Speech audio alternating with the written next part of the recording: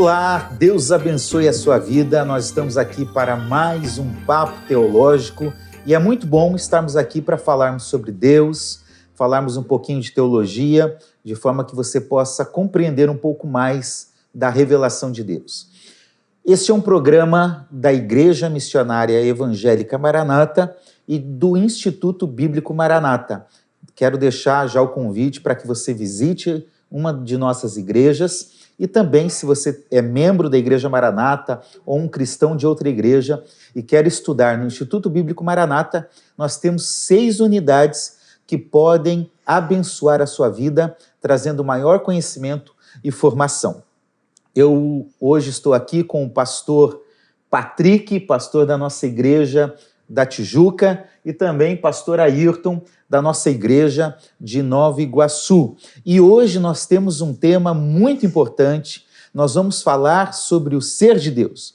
E o tema do nosso programa é Deus, que ser é este? Nós vamos dar início hoje e vamos continuar no próximo programa. Então, 2 programas sobre o mesmo tema. Nós vamos falar sobre Deus, a natureza de Deus, as obras de Deus, os nomes de Deus, e eu quero que você nos acompanhe nessa jornada de conhecimento.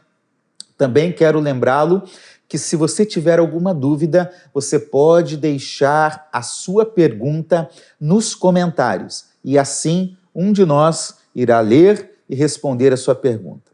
Muito bem, gente. Tudo bem com vocês? Deus abençoe. Como vocês estão?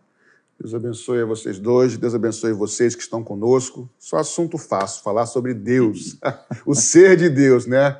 Mais amplo impossível, né? Que seja um debate, um papo teológico abençoado para as nossas vidas. É um papo prazeroso, na verdade, porque falar sobre aquele que nos fez não tem maior prazer do que esse. Muito bem.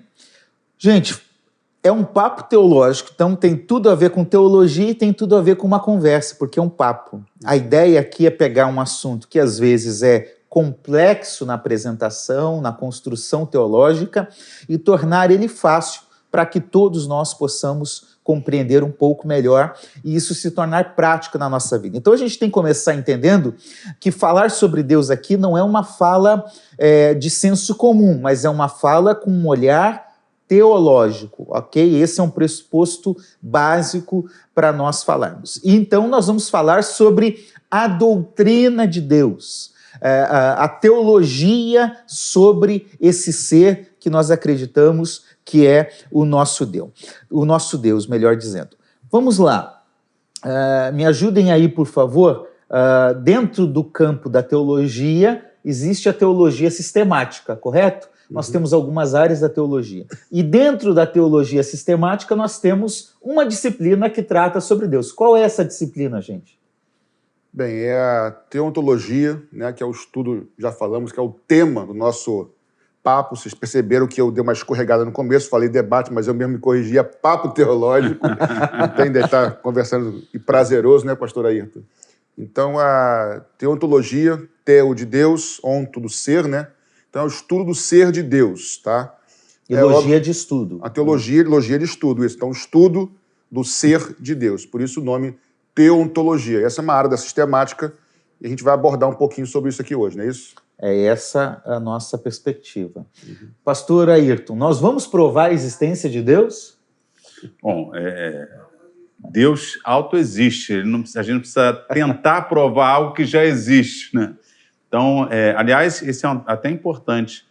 Nas Escrituras, nós não vemos ninguém tentando provar a existência de Deus. Deus existe e pronto. Aliás, já abre assim, né?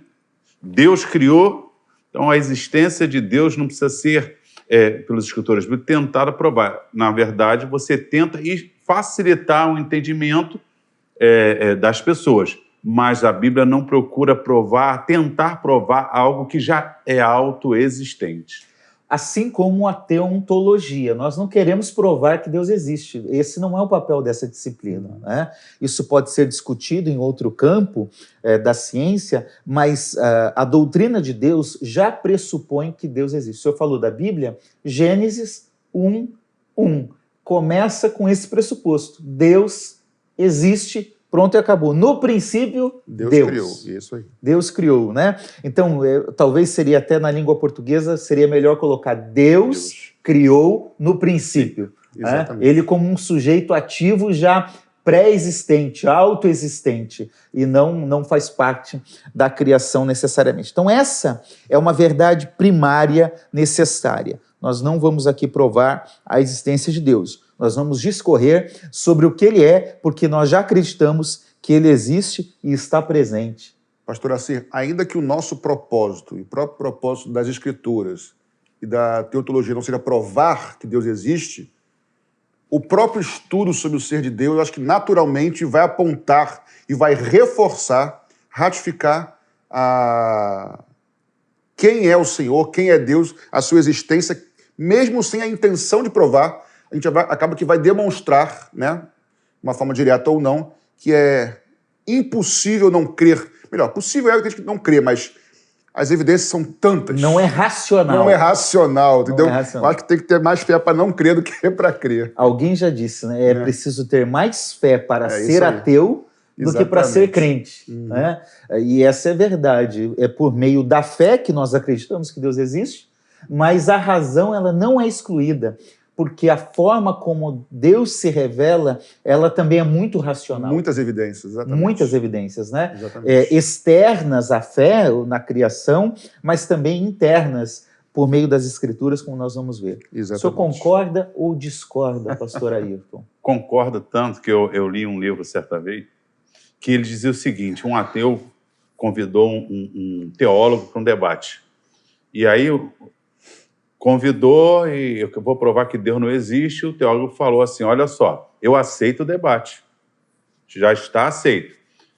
Só tem uma coisa, você vai levar 100 pessoas que o teu ateísmo tem mudado, transformado, tirado da bebida, solucionado os problemas familiares, você me leva 100. Eu vou levar só 100 pessoas que, através de uma experiência com Deus, elas largaram os vícios, foram transformadas interiormente. Você leva 100, eu levo 100 e está aceito o debate. Resultado é que o ateu desistiu do debate. Essa é verdade, porque não é só um ser distante, um ser superior apenas, né? Nós pressupomos e acreditamos que Deus se relaciona conosco. Mas nós vamos falar isso no caminho, né? Não vamos antecipar agora, não.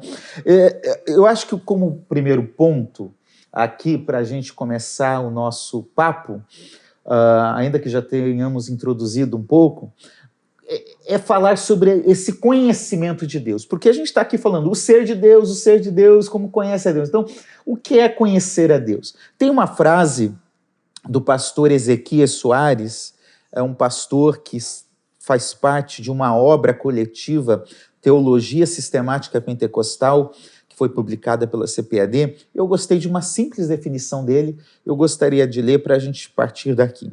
Ele diz o seguinte: a grandeza de Deus ultrapassa os limites do raciocínio humano. Se ele pudesse ser plenamente conhecido, esquadrinhado pela razão humana, deixaria de ser Deus. Eu gostei muito porque aqui nós temos algumas verdades que ele apresenta. Primeiro, Deus é algo imenso, grande, que é fora da nossa realidade. É além da nossa compreensão, correto? Uhum. E ele vai falando ainda mais o seguinte: por mais que nós tenhamos um raciocínio humano que consegue descobrir algumas coisas, aprofundar alguns temas, o nosso raciocínio humano ele é limitado para isso. Concordam com a fala do pastor Ezequias? Concordo plenamente, e eu diria que eu iria até além. Não somente nós somos limitados à capacidade de compreender, como também a questão de ter acesso. Porque uma coisa é Deus se revelar e eu, mesmo assim, ter um entendimento parcial, porque ele é muito além, ele transcende. Mas, antes disso, nós não temos acesso a esse conhecimento por nós mesmos. Se não nos fosse por ele transcendente, que acredito, vamos falar um pouquinho sobre isso, que é ele se revelar. Então, nós somos limitados tanto no acesso a esse conhecimento, ou seja, só conhecemos até um certo ponto, porque ele se permite ser revelado, ser conhecido, e mesmo assim, como a revelação também é parcial, porque Deus transcende em todos os aspectos, a nossa mente também só vai até certo ponto. Nós não conseguimos compreender tudo sobre o ser de Deus. E se nós compreendêssemos, Deixaria de ser Deus. ele não seria Deus, exatamente. Entendeu? Então, aqui a gente não vai tratar de um conhecimento exaustivo, porque nós só podemos ir até onde Deus decidiu se revelar. Agora, uma questão, pastor Ayrton, que me preocupa de certa forma. Deus existe e ele se revela de uma certa forma para nós. Agora, como nós podemos, então, conhecê-lo? Como nós podemos descobrir quem é esse ser? Quem é esse Deus? O pastor Patrick estava falando sobre essa questão que realmente... Agostinho usa essa expressão, se eu não me engano, dizendo que seria colocar o oceano em um copo. Não tem como, né? Eu colocar um oceano em um copo. A única forma de eu conhecer algo que transcende, que está além, é que ele se revele. Vamos supor que existisse, ou essa discussão, vida fora da Terra, lá em Marte. Chegar para um marciano e explicar o que é o planeta Terra, como funciona e tudo, ele ficaria assim... como é que a atmosfera... Pressupondo que ele exista. Que ele exista, Aí você dizia assim, não, porque a lei da gravidade, ele ficaria imaginando, lei da gravidade. O máximo que ele conseguiria entender, eu tentar explicar, porque está na Lua o indivíduo, como é que ele não... Lá não, lá tudo tende, o corpo maior, o corpo menor, ele ficaria... A mente dele seria limitada ao seu conhecimento. Então, a única forma seria que eu tentasse, de uma certa forma, me manifestar a ele pelas coisas que ele conhece. Porque o que eu falar fora do mundo daquele marciano seria algo absurdo para ele. Assim, Deus se revelou de algumas formas, não é isso? Nós cremos que a maior delas é a revelação de Cristo. É isso aí. A revelação de Cristo é a maior manifestação de que pode haver. Aliás, João 1,18, né? Ninguém jamais viu a Deus, mas o Filho unigênito está no seio do Pai, foi quem nulo revelou. Temos outras formas, nós vamos conversar, mas a revelação de Cristo é o ápice. É o ápice desse Deus que transcende a sua criação. E, aliás, já um adendo, mostrando que essa criação homem é bem diferente da criação cachorro, cavalo, leão. É isso aí. Porque Deus não faz tem nenhum interesse em explicar para o leão quem ele é. Aliás, se alguém já achou aí um grupo de macaco orando, cavalo, hora da oração... Repreende, né, cara? Repreende, porque... Mas esse é um assunto para antropologia. A gente vai falar um dia sobre isso aqui. Né? De certa forma, na teologia, a teologia ela procura separar a revelação de Deus em dois aspectos principais. Primeiro é a revelação geral. Sim. Pastor Patrick, o que é a revelação geral? Bem, a revelação geral, a gente pode dizer que é uma revelação de Deus, do ser de Deus, Deus se revelando a sua criação ao homem por meio das coisas criadas, certo? Aí um exemplo disso... Da natureza, por exemplo. O exemplo disso, por exemplo, é a natureza, tá? E aí, por exemplo, para exemplificar isso, tá? Os céus manifestam a glória de Deus, a natureza. Aliás, eu vou fazer aqui um adendo também, depois eu vou voltar sem me perder. Eu não sei afirmar quando é que surgiu o ateísmo. Eu teria que procurar isso aí. Mas eu me arrisco a dizer, pastor Ayrton e Assir, que quanto mais o homem saiu do campo, saiu da natureza e foi para as cidades, mais o homem virou ateu. Porque ele saiu do meio das coisas criadas por Deus para viver no meio das coisas que ele próprio cria. Você pode ver, dificilmente tinha-se ateus, poderiam ser idólatras, cultuar a outros deuses, mas no meio da criação, o homem sempre sentiu, em qualquer religião, que um ser maior, criador eterno existiu. Então, eu não estou afirmando, até posso pesquisar depois, mas eu acho que quanto mais nós vivemos de forma civilizada, aspas nisso, no meio de prédios de concreto, mais nós nos sentimos que nós criamos tudo isso aqui. Posso fazer um adendo? Pode, fechei parênteses. Tem um livro que eu li há um tempo, eu vou tentar descobrir aqui o título dele, que ele fala dos mitos da relação entre a ciência e a fé. E a verdade é que mesmo aqueles que não tinham uma vida religiosa, de frequentar uma igreja assiduamente, uma prática religiosa, eles pressupunham que Deus existe. Exatamente. Os cientistas, tem gente que fala, não, a ciência sempre contraditou Deus. Não. Os grandes cientistas, eles falam e eles discorrem no campo da ciência a partir da existência de Deus. Exatamente. Mesmo que não se relacionasse. Então, Fecho meus parênteses beleza. e você continua. Então, assim, voltando para a ciência, para a natureza, as coisas criadas. Então, a revelação geral é Deus se revelando ao homem, a criatura, por meio da sua criação. E aí, por exemplo, hoje, né, numa coisa mais contemporânea, grande parte dos cientistas são evolucionistas, tá? Creem não numa criação, mas numa evolução. Existem, porém, muitos cientistas que são criacionistas, grande parte deles cristãos, e, como o pastor Assir falou, a ciência não contradiz a criação. E aí o que eles falam? Um deles é o físico brasileiro, cristão, Adalto Lourenço, ele diz o seguinte, por exemplo, as leis da natureza, elas são invisíveis, não são perceptíveis aos olhos, mas existem, estão lá. Elas são não palpáveis, ou seja, elas são transcendentes. Elas atuam na Terra, na criação, em todos os lugares. Aspas, elas são onipresentes. Elas, que mais que ele diz? Elas atuam em qualquer lugar da mesma maneira na Terra, na criação. Ou seja, elas também são onipotentes. Então, as próprias leis da natureza apontam para a existência de um Criador. E tem outras coisas, daqui a pouco vamos falar mais sobre isso. Então, revelação, de forma geral, revelação geral, ela revela, Deus se revela à criatura por meio da sua criação. Não tem nada a ver, por enquanto, com relação à parte de salvação, e sim revelar o ser, a existência de um Deus que é soberano, que é supremo. Que é o que o Salmo 19 nos fala também, né? A criação anuncia a glória de Deus. Anuncia a glória de Deus. Já vou deixar você falar. Achei o livro, inclusive, achei aqui uma publicação agora por uma editora no Brasil, porque a edição que eu tinha lido era de uma edição portuguesa. Terra Plana, Galileu na prisão e outros mitos sobre ciência e religião. Está sendo publicado pela Thomas Nelson e pela Associação Brasileira de Cristãos na Ciência. Vale muito a pena ler esse livro. Legal. Não, eu estava inclusive lendo sobre esse assunto, as civilizações, tudo tem se estudado, né, de antropologia, arqueologia, até você que é especialista nisso, todas elas, todos os povos antigos, não há nenhum que vivesse o ateísmo. Exatamente. O ateísmo, essa ideia ateia, ela é nova.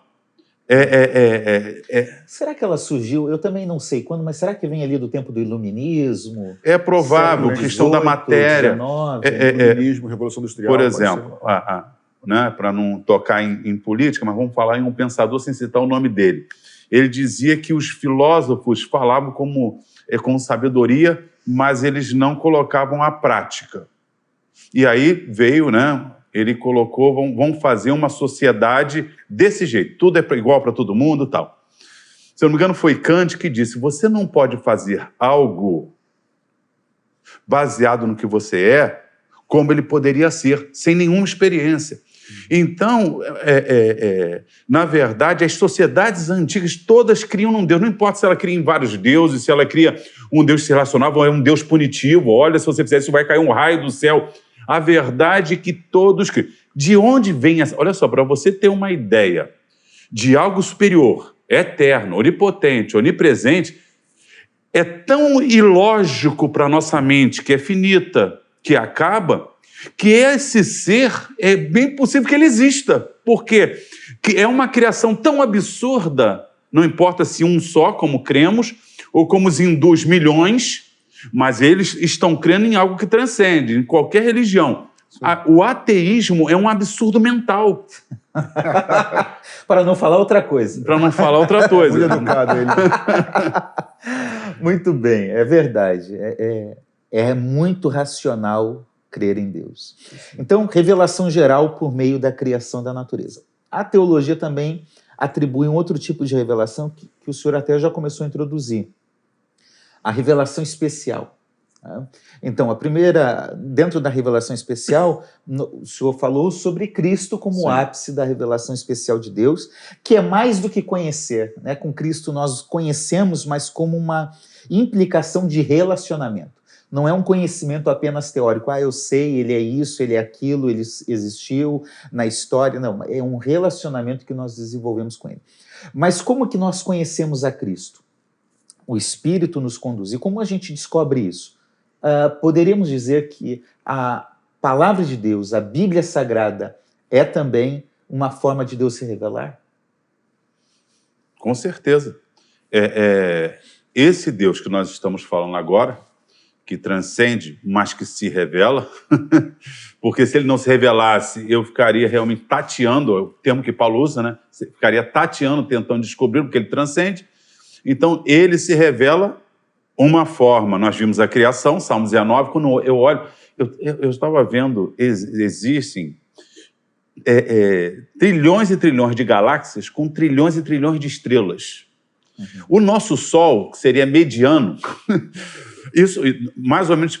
Então, isso transcende. Imaginar isso aí só pode existir uma mente. E essa mente se revelou através da sua criação.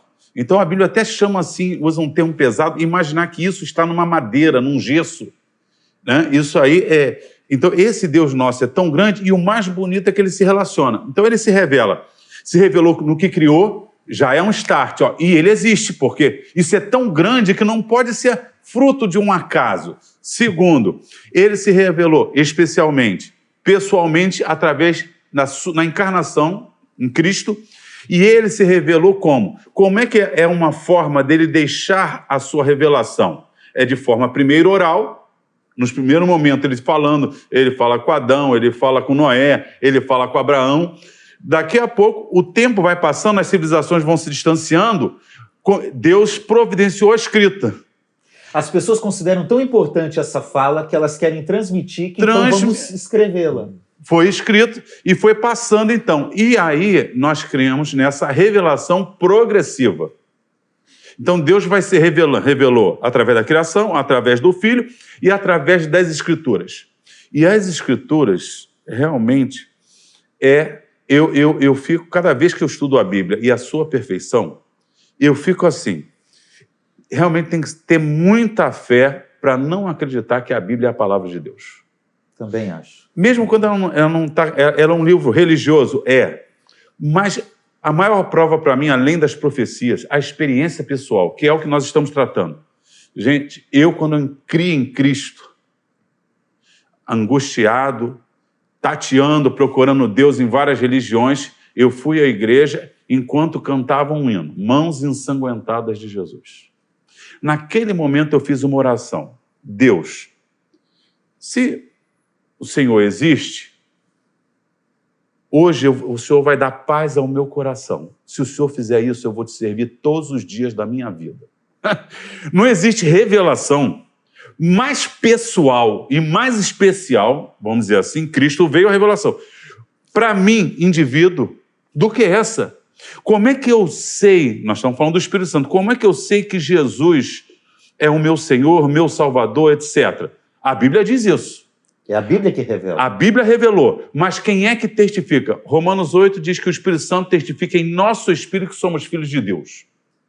Ele testifica de quem Jesus é. João 15, 26, né? Ele testificará de mim.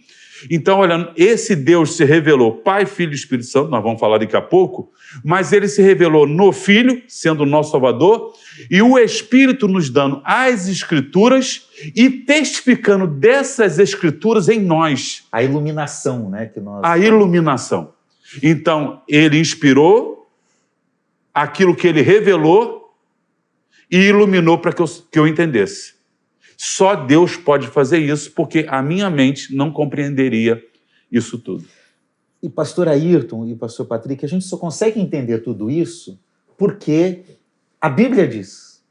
Então, a gente pode partir do pressuposto que a Bíblia é um livro suficiente para descrever o ser de Deus. Com certeza. Concorda, pastor Patrick? Concordo. Muito mais do que um livro de regras. Quando o pastor Ayrton diz que Deus começa a se revelar à humanidade né? A partir de Adão, pós-queda também, né? E aí, posteriormente, com Israel, com a nação de Israel, com Abraão, depois Moisés, aí vem a lei de uma forma mais específica. A lei não é para ser simplesmente a lei, no caso, bíblica lá de Moisés, ela não é simplesmente para ser um conjunto de regras de pode e não pode. A lei é a revelação do caráter, da pessoa, do ser de Deus, da sua santidade. Tanto as leis, vamos lá, as leis, não vamos entrar muito aqui porque seria um outro assunto, mas só para a gente, dentro do contexto. As leis, vamos chamar assim de forma didática, cerimoniais e morais e éticas, as cerimoniais do sacrifício de imolar o cordeiro lá, apontavam para o próprio Deus Filho que viria ao mundo. As leis morais e éticas que nós continuamos... Eu continuo não roubando, aliás, nunca roubei, mas enfim, mentindo. Eu não... Quem roubava, aquele que roubava não rouba mais antes, né? Então, assim, essa mudança de comportamento, andar segundo os preceitos de Deus, é, na verdade, andar segundo a pessoa de Deus. Deus tem um caráter, o ser dele, ele é imutável. Daqui a pouco fala sobre isso. Mas o fato é, a revelação da oralidade e, posteriormente, da escrita, ela manifesta o ser do Deus, o caráter santo, o caráter justo, a pessoa imutável de Deus. Então, assim, não é um pode, não pode. Essa revelação, além de revelar um caminho de volta para ele, que nós estávamos perdidos, ela revela o próprio ser de Deus. Entender isso é maravilhoso. Não é posso ou não posso. A questão é, o Senhor é assim, eu sou chamado para viver de acordo como ele é, igual a ele, né? Interessante isso. Eu normalmente digo que a Bíblia é o livro de Deus que conta a história de Deus com o povo de Deus. Né? E essa é a verdade. Essa Bíblia, a Escritura, ela vai falar da natureza de Deus, o que ele é em essência. Quais são as suas obras, porque a gente descobre quem ele é pelo que ele faz. E quais são os seus atributos, ou seja, suas características próprias. Nós vamos chegar nisso. Tá? Por ora, então, a gente entende que a Bíblia nos fala de um Deus que é um ser pessoal. É isso aí. Não é um ser distante, né? Que existe, mas não intervém, que não está preocupado com a realidade. Então, o que a gente pode entender como um ser pessoal? O que é ser um Deus pessoal, pastor Ayrton? Um Deus pessoal, ele se relaciona.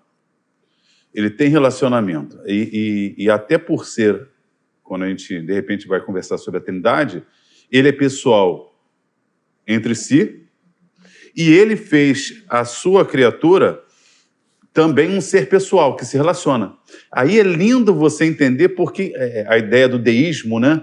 Que Deus cria tudo e deixa a natureza seguir o seu curso, não é uma ideia bíblica, porque a ideia bíblica é um Deus que cria e se relaciona com a criação. Então, ele participa. Por isso, as expressões dizendo que Deus se arrependeu, que Deus se entristeceu, porque a nossa forma de sentimento como pessoa, se a gente não tem essa relacionagem, eu amei, eu perdoei, Deus se relaciona da mesma forma. Ele não criou e deixou a própria sorte. Ele intervém, ele age, ele chama. Aliás, seja dito, é sempre Deus que está à procura da sua criação, que muitas vezes rejeita, e ele continua chamando e buscando por ser um Deus de relacionamento. Um Deus pessoal é um Deus autoconsciente, autodeterminado. Autoconsciente, autodeterminado, imaterial. Imaterial. Então aí a gente entra no... Ele é espiritual, na verdade. Ser pessoal e ele é transcendente. É transcendente. Então, porque é espírito, é imaterial. E aí nesse ponto que o pastor está falando, ele é imanente também, porque aí até me lembrei que a igreja primitiva lutou muito contra isso, contra essas tentativas de desviar o ensino bíblico, né, a doutrina de Deus, com o gnosticismo, por exemplo, que eles ensinavam um deísmo. Só para quem não sabe, tem o deísmo e tem forma prática, tá? O deísmo e o teísmo. O deísmo considera que Deus existe. Porém, um Deus tão distante, tão transcendente, mas tão longe, que criou e largou a sua criação, como o pastor Ayrton disse, as leis naturais, e não intervém na criação. Não está preocupado com... Não está. Aliás, o deísmo cria também que, por ser muito distante, Deus colocou vários anjos, ou aions, que eles chamam, para ser intermediários entre a criação, porque Deus não participa da criação. Mas o Deus bíblico, o Deus da revelação oral e posteriormente escrita, com a revelação máxima em Cristo, é um Deus que criou a humanidade, criou a sua criação, desculpa a redundância, mas ele não largou a sua própria sorte. Ele intervém, ele participa, ele é Emanuel. Não é isso? Deus conosco. É o Deus conosco. Então nós cremos que esse ser de Deus é transcendente, é todo-poderoso, é além da compreensão humana, mas ele veio se revelar à humanidade, se revela por diversas formas e não nos deixa sozinhos. Ele veio participar da história. Tanto é que ele dividiu a história antes e depois dele. Queiram ou não, tem antes e depois de Cristo, né? Então ele é ao mesmo tempo, ele é um ser pessoal, que a gente já falou, mas ele é ao mesmo tempo transcendente, então ele é imaterial, ele não é um ser criado, mas ele é imanente. Ele transcende, mas ele é imanente, ele está presente, ele se relaciona. Isso. Correto? E o cuidado que aí, por ele ser transcendente, a gente pode ir para o deísmo. Então ele está distante, já que ele transcende. Se ele é imanente, ele está com a criação, cuidado com o panteísmo. Porque eu vi um discurso de um pastor evangélico no Congresso Nacional, já tem uns 20 anos, dizendo que os hindus estavam muito mais avançados nessa revelação do que nós, evangélicos, incrivelmente. Meu Deus. E dizendo que Deus está em tudo e tudo é Deus. Isso é panteísmo. Isso é panteísmo. A árvore é Deus, o rio é Deus, o sol é Deus. Isso não é... Então, é imanente, ele atua, ele participa, mas não se confunde. É isso aí. Muito bem, agora vamos entrar num outro momento. Qual é o nome desse Deus? Essa é uma pergunta boa. Por quê? A gente percebe na revelação bíblica, e vocês comentaram algo importante aqui, revelação progressiva, só para você entender. Revelação progressiva é a forma de nós entendermos que Deus vai se revelando aos poucos, por etapas, por estágios. Ou seja, nenhum escritor bíblico recebeu a revelação completa. Pelo contrário, eles vão escrevendo e o próximo recebe um pouco mais. Às vezes complementa, às vezes está em coerência, às vezes ajusta alguma coisa, mas vai recebendo as revelações aos poucos. E essa revelação progressiva tem o seu ápice em Cristo, tá certo? Então, esse é um pressuposto importante. Nessa progressividade, Deus vai se revelando, e Deus revela o seu nome, mas Deus se revela também por alguns títulos que de certa forma são adjetivos do seu nome, ou do que ele é, desse ser de Deus.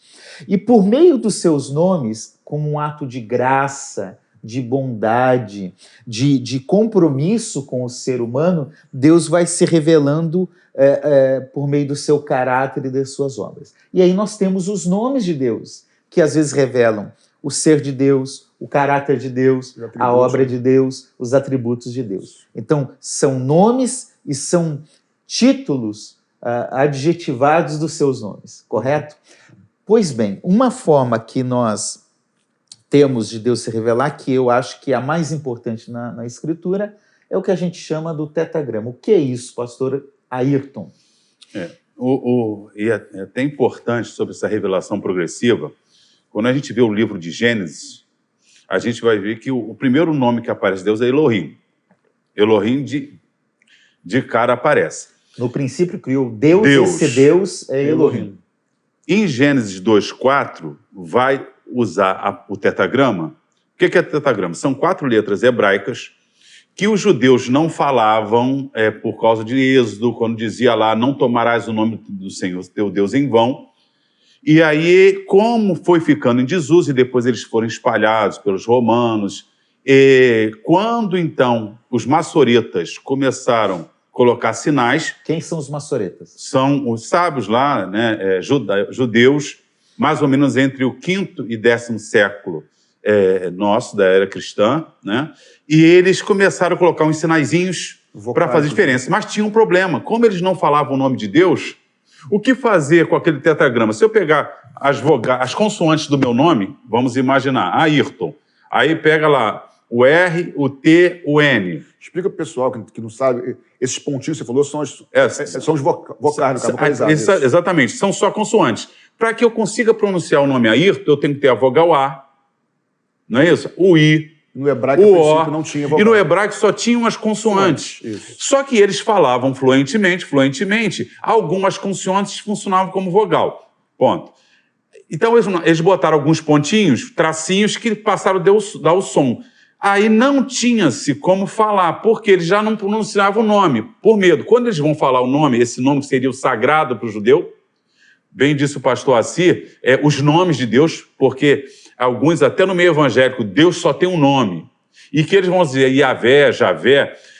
Aí pegou-se um outro nome de Deus, como eu não tinha o som das vogais, colocou-se lá. E o tetragrama, essas 4 letras consoantes, colocando algumas vogais, deu Iavé, ou Jeová. Ou Javé. Ou Javé. O I e o J veio na Idade Média para fazer distinção da origem das palavras com consoante e vogal, e colocou o J, mas na verdade o som não existe lá na... Hebraico. É o Iod que seria o som. Então, a rigor seria Iavé, Jeová, mas na verdade nós não sabemos como era a pronúncia desse nome. Aí, em Êxodo 6, versículo 3, diz assim, como Deus Altíssimo, eu me manifestei a Abraão, Isaque e Jacó. Mas agora, como Jeová, esse tetragrama, ou seja, aparece esse nome, que na verdade são as 3 letras ali principais do verbo ser em hebraico, certo? Por isso o judeu usa... H, W, H. Sim. H. Inclusive, esse Y no início, Iod, seria o verbo ser no futuro, que é na terceira pessoa quando você fala o verbo ser no futuro. Então, o próprio tetragrama, ele tem o componente de futuro, presente e passado. Por isso, muitos chamam de o eterno. Só que o que nós chamamos de Jeová, Javé e Yahvé, não importa, não é só eterno. Eterno, para mim, eu vejo muitos evangélicos hoje, não porque o eterno, porque os judeus começaram, eles não falam o tetragrama, eles vão dizer Hashem, que é o nome, não é isso? Eles vão falar Adonai, mas não vão falar o tetragrama. Nós, como não temos o problema de falar, nós falamos, só que esse nome eterno, que nós vamos dizer, ele é muito mais do que eterno. É o autoexistente, é o verbo ser. Quando Moisés chega lá, vocês vão lá, Êxodo 3, lá 13, 14. Como é que nós vamos chegar lá? Em nome de quem nós vamos? Porque eles iam o nome de El, fulano, que El é um nome de Deus, os povos usavam. Deus vai ser chamado em Gênesis 17 de El Shaddai. Jó chama mais de 30 vezes. Então El é um nome comum de Deus, com adjetivo, Shaddai, todo-poderoso, etc. Daqui a pouco, El Elyon, o Deus Altíssimo. Como o próprio nome, o tetragrama, começou também a receber adjetivos. Por exemplo, lá quando um cordeiro vai ser morto, aí Abraão vai colocar o nome do lugar, Jeová Jireh, Deus que provê. E mais adiante, Jeová Nissi, o Senhor é minha bandeira. Mas até esse adjetivo virava também com substantivo um nome. Por isso, Jeová dos Exércitos, você vai ver como. O meu nome é Jeová dos Exércitos. E a Yahvé Tsavaot virou daqui a pouco o próprio nome de Deus. Assim como Jesus, o Cristo, virou Jesus Cristo. Assim como João, o Batista, virou João Batista. Deus tem vários nomes. E para deixar o pastor Patrick falar sobre isso, Poxa, é bom, né? É bom. Em Isaías 63, versículo 16, diz que ele se conhece por Pai, e ele vai dizer assim, pois Redentor é o meu nome desde a eternidade. Olha Deus dizendo que o nome dele é Redentor. Então, tentar limitar Deus a um nome, Jeová, ou El, ou Elohim, ou Redentor, o nome é uma expressão da atividade de Deus e muitas vezes com as suas qualificações. O caráter de Deus, onipresente, onisciente, onipotente. Então nós temos Yahvé, Elohim, El, Redentor. Deus é tudo isso e é difícil qualificar porque transcende. Então, algo importante aqui, por favor, fuja de teoria da conspiração sobre o nome de Deus. Que o nome de Deus está errado, que deturparam o nome de Deus. Fuja disso. A Bíblia traz um nome, ela coloca, as traduções bíblicas preferem Senhor, que é uma tradução de Adonai, que é a forma como os judeus se referiam a Deus. Então, fuja disso, por favor, se concentre no que é importante. A questão é que Deus não tem um nome exclusivo, que ele diz, é só esse, não me chame de outro. Não, ele não tem um nome exclusivo para ser adorado, para se referir a ele. Há diversas formas, como o senhor bem comentou. Agora, o tetragrama, vamos colocar aqui como eu sou, que é a forma que Êxodo nos traz ali no capítulo 3, ele tem uma implicância, pastor Patrick, teológica, né? Que inclusive Jesus vai falar lá na frente. Mas antes de falar sobre o que Jesus diz, qual é essa implicância teológica do eu sou? O que Deus quer dizer quando ele fala para Moisés, olha, diga o seguinte, o eu sou está te mandando ir. O tetragrama aí, o que isso quer dizer? É interessante porque, assim, o eu sou dá a mesma conotação, o mesmo sentido do tetragrama na questão do passado, presente e futuro. Porque o eu sou não é eu fui, eu estou ou eu serei. O eu sou é absoluto. Eu diria que o eu sou está fora do tempo. O eu sou é o eterno nesse sentido. Aliás, a gente fala de eternidade como não ter fim, mas na verdade, não é que está errado, mas nós não teremos fim, estaremos para sempre com o Senhor. Mas eterno de maneira mais correta seria sem princípio e sem fim. Infinito para o futuro, infinito para o passado. Então o eu sou fala da transcendência de Deus, fala da eternidade de Deus, sem passado, sem presente, fora do tempo, e aí daqui a pouco no próximo programa, eu falei episódio, mas é um programa, vamos falar um pouco, é um episódio também, né? Nós vamos falar sobre essas, como é que se diz? Atributos de Deus. Então, assim, eu diria que eu sou, e Jesus na frente lá em João 8 vai dizer isso, eu sou, e como a gente conversava aqui antes do programa, né? Os judeus entenderam direitinho quando Jesus falou eu sou, porque as implicações desse eu sou não são implicações simples. Pelo contrário, quando ele diz eu sou, ele está dizendo toda essa carga de sentidos, atemporal, fora do tempo, sem princípio, sem fim, soberano e assim por diante. Autoexistente, autoconsciente, eterno, autossuficiente, todas essas perspectivas estão presentes. O único que existe por si só. Perfeito. Aliás, Deus é o único ser que existe. Todo o resto subexiste. Muito bom. Agora, preste atenção. Muito cuidado com essas teorias realmente da conspiração. Não, o nome de Deus é tão sagrado. Aí você tem tradução que obriga a colocar Jeová. Olha, então o pessoal hoje está mais espiritual do que os apóstolos. Porque quando eles citavam o texto do Antigo Testamento, que tinha Adonai, ele citava como? Quírios. Que tinha o tetragrama, eles citavam... Quírios, que é Senhor. Senhor em grego, que seria o nosso Senhor. As nossas Bíblias colocam lá, Senhor.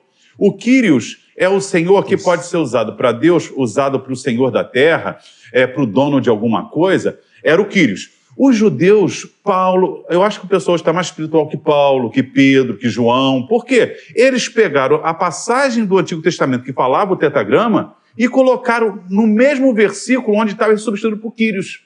E nós substituímos com o Senhor. Aí eles dizem, vocês são pagãos, vocês são traidores, vocês estão blasfemando o nome de Deus. Então Paulo, Pedro, João, está todo mundo. Porque cuidado com essa história que nome não se traduz. São coisas que a gente lê em algum livro e fica repetindo. E aí, olha só, eu sei de gente que chega na igreja e não canta mais hino com Jesus. Não, ele chega, e a rua, eles estão com várias histórias. Yehoshua. Não, Yehoshua, mas aí quando ele canta, vai, porque Jesus, não sei o quê, aí ele ou fica mudo ou ele fala baixinho a palavra. Sabe o que eu acho?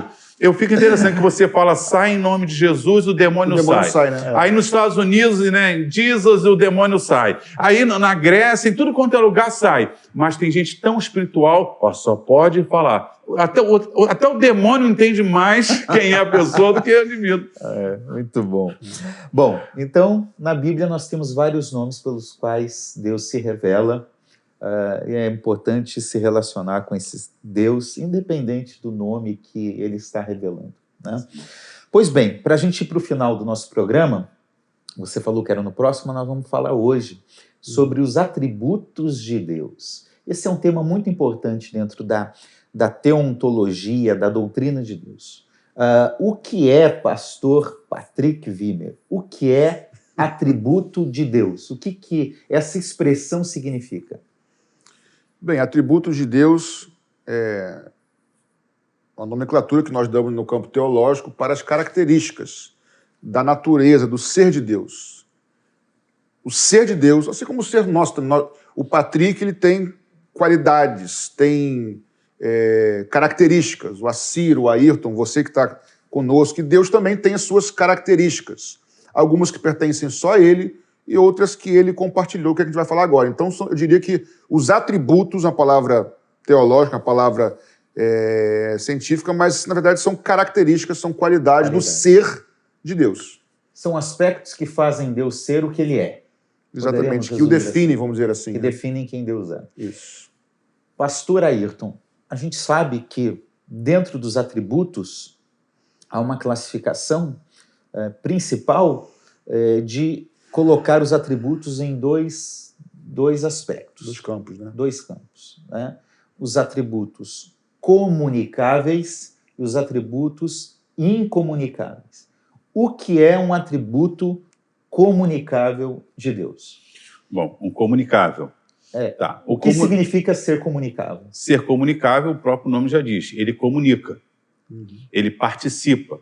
Então, o ser humano consegue participar desse atributo que Deus tem, e quando ele fez o homem, ele passou esse atributo. Compartilhou. Então, por exemplo, bondade, amor, misericórdia, são coisas que nós conseguimos praticar. Se conseguimos praticar, significa que isso veio de quem? Quem colocou isso na gente? É o próprio Deus, que nos fez a sua imagem e semelhança. Então, esses atributos, bondade, misericórdia, todos esses atributos, justiça... Deixa eu falar eles. Tá. Bondade, amor, misericórdia, paz, santidade, ira, justiça, verdade no sentido de fidelidade e zelo. Sim. São coisas que o homem pode praticar, pode participar.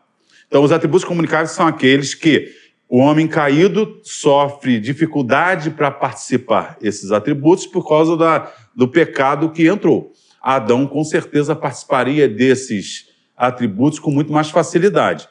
O homem regenerado, aquele que recebe a Cristo como seu Salvador, pela atuação do Espírito Santo nele, deve ter, com a ajuda de Deus, condições de manifestar esses atributos que Deus comunicou ao homem.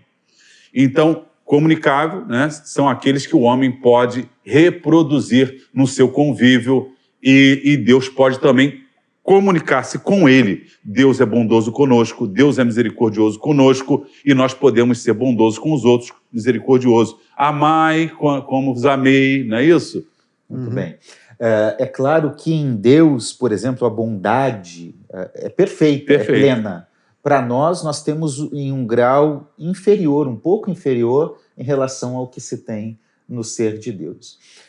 Muito bem, atributo comunicável. Pastor Patrick, o que é um atributo incomunicável?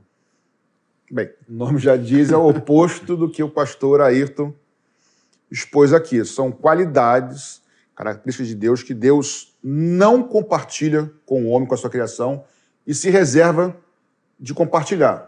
Os mais conhecidos, onisciência, Deus saber todas as coisas, a onipresença, Deus ter a capacidade de estar em todos os lugares, onipotência, isso são qualidades que só o Senhor tem. A imensidão, não ser mensurável, ele não deu isso ao homem, não compartilhou. Perfeição. A sua perfeição, a eternidade, ou seja, são coisas que são qualidades exclusivas de Deus. E Deus não compartilhou com ninguém, essas são dele. entendeu? Então, por isso, incomunicável. Deus não comunicou à sua criatura, à sua criação, essas qualidades. Queria falar de dois aqui. Aceidade, ou seja, ele é autoexistente, né? Meu pai falava para mim, quando eu era criança, o seguinte: Deus não existe. Ele existe antes do existir existir. Né? Ele está acima da existência. Deus não existe, porque ele existe antes do existir existir. Entendi. Então ele é autoexistente, aceidade. E tem um que eu lembro que quando eu estava no seminário, em 2004, 2005, eu fiz um trabalho sobre um atributo específico: imutabilidade. Imutabilidade. Deus mesmo ontem, hoje, não sempre. muda. Isso. É o mesmo Deus ontem, hoje, sempre. E é importante esse atributo porque as pessoas pensam, até nas expressões Deus se arrependeu, essas coisas, Deus não muda o seu caráter. O que ele pode mudar, e não tem a ver com a sua natureza, é a sua reação àquilo que o homem pratica. E ele já, na sua natureza, ele já diz, como ele não muda, se você se arrepende, eu ajo assim. Se você não se arrepende, eu ajo assim. Então ele não muda no seu caráter. Ele, por não mudar no seu caráter, quando eu me arrependo, ele usa de misericórdia. Quando eu não me arrependo, é o juízo. Então não tem a ver, exatamente por ele não mudar, é que ele pode me perdoar, entendeu? E a Bíblia vai usar de elementos característicos da linguagem humana, né? Deus se arrependeu, a mão de Deus, Deus fez isso, aquilo, para fazer mais claro à nossa mente como Deus está se revelando. Sim, eu digo, vou te dar uma surra. Aí meu filho chora, pede perdão, pai, não faz não vou mais fazer. Aí você vai me chamar de mentiroso se eu não der a surra? Não, você vai dizer que eu usei de misericórdia, e não que eu sou seu mentiroso. Eu ouvi quando você falou que ia bater no teu filho e não bateu. Você vai dizer que eu usei de misericórdia, que é um atributo de Deus. A importância dos atributos está em destacar quem Deus é. É o que Deus é isso que ele é. Então, ainda que os comunicáveis sejam muito importantes, porque nós compartilhamos com Deus desses aspectos, os incomunicáveis demonstram exatamente que Deus é um ser totalmente outro, um ser especial. E esse que você citou da imutabilidade, botaríamos todos os outros nesse, porque todos os outros sempre foram assim, são e sempre serão o mesmo. Deus não muda em nenhum dos seus atributos da sua natureza. Muito bem. E é por isso que nós amamos esse Deus e servimos esse Deus que é um ser tão especial. Deus, que ser é esse? É um Deus totalmente maravilhoso, um Deus que se revela a nós. E é com base na fé nesse Deus que nós queremos orar por sua vida, orar por sua família neste programa. Eu gostaria de pedir que o pastor Patrick fizesse uma oração. E se você tem algo a apresentar a esse Deus que é poderoso, onipotente, que sabe tudo que está passando na sua vida porque ele é onisciente, que tem poder para mudar a sua história, porque ele se preocupa com você porque é um Deus pessoal. Nós vamos orar a esse Deus para que, por meio de Cristo, através do Espírito, ele possa transformar a sua história, transformar a sua casa, transformar a sua vida. Pastor Patrick. Senhor, nós nos achegamos a Ti, Pai, pelo único caminho que o Senhor se revelou a nós e nos traçou como o único caminho de volta ao Senhor, que é por meio do Teu Filho, Jesus Cristo. E nós queremos pedir por cada um que nos assiste agora, por cada um que participou desse programa e que deposita a sua fé no Senhor, que confia em Ti. Eu peço que a Tua bênção de paz, Tua bênção de salvação, de livramento, de cura e, repito, de paz interior possa inundar o coração dessa querida irmã e irmão nesse dia.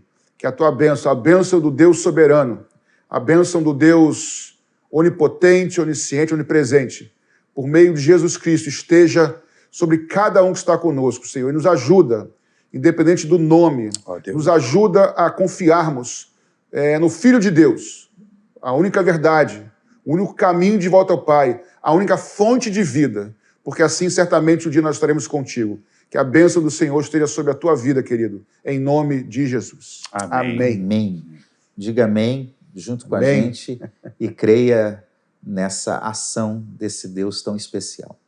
Eu quero convidá-lo a conhecer as nossas redes sociais. Você pode se inscrever no YouTube, Igreja Maranata não é mais Maranata Tijuca, né? Igreja Maranata. Os dois servem. Ou Maranata Tijuca ou a Igreja Missionária Evangélica Maranata, que você vai chegar no mesmo Certamente lugar. está aí na tela para você poder Isso. descobrir. Nas nossas redes sociais, no Facebook, no Instagram, você pode nos procurar. Venha conhecer a Igreja Maranata, se você ainda não conhece, será muito bom recebê-lo. E eu digo isso justamente porque este programa é um programa que é patrocinado, apoiado pelos membros da Igreja Missionária Evangélica Maranata. Tem gente orando, tem gente sustentando financeiramente por meio de ofertas e dízimos este programa. Então, isso é muito importante. Nós queremos agradecer aos membros da igreja e pedir que vocês continuem fiéis nesse propósito, porque nós só podemos estar aqui pelo teu apoio, pelo teu sustento. E lembrar que esse programa, o Ser de Deus, continua em mais uma edição, e eu quero convidá-lo a, dentro de pouco tempo, assistir o próximo programa que fala sobre o Ser de Deus. Nós vamos falar sobre as obras de Deus e sobre a trindade, a triunidade de Deus. 2 temas importantes que descrevem quem Deus é. Gente, muito obrigado. Deus abençoe vocês e até o nosso próximo programa. Tá bom. Amém. Tchau, Deus tchau. abençoe. Deus abençoe. Deus abençoe.